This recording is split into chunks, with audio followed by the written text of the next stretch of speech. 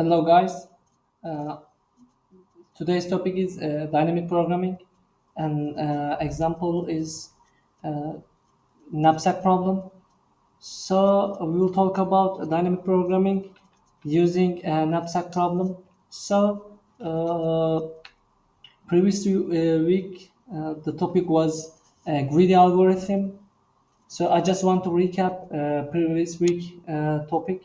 That is greedy algorithms. So the knapsack problem is there is a backpack uh, which has 15 kilogram capacities. So we want to put some items with the highest profit. So you can think like that.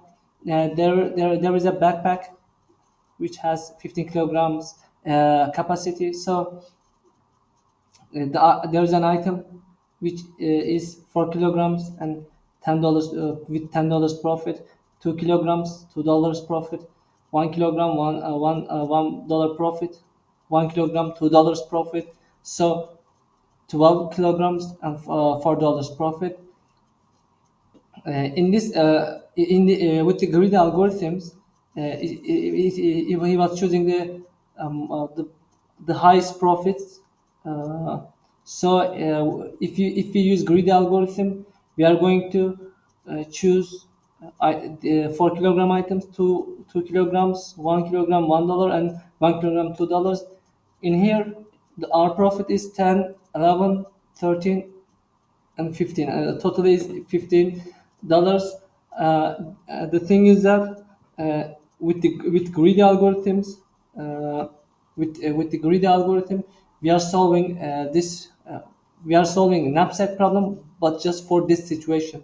So the thing is that I just want to show another example. So if we have an item one, we can like that item profit profit weight. So right slash weight. Item one is 9 kilograms. 9.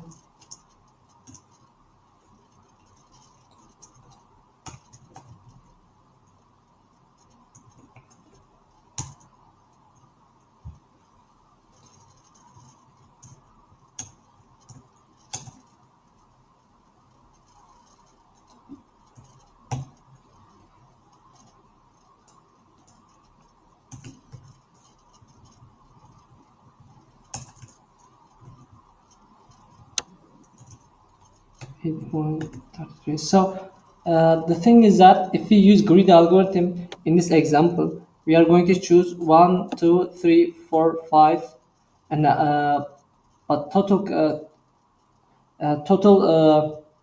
profit is 45. I cannot take this one because they are not fractional. So but this is not the optimum one.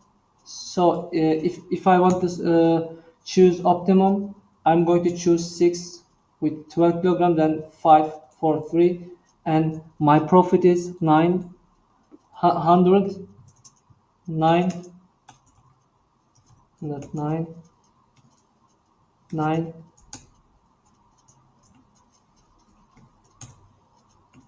another 9. My profit is 127.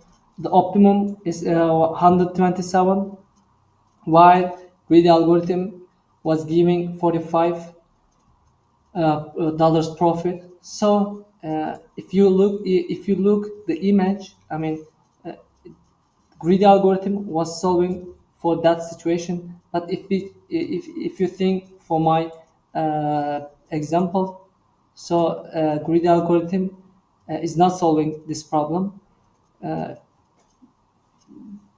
We will talk about dynamic programming, and we will use this example, and we will learn how we will solve this zero one knapsack problem with dynamic programming.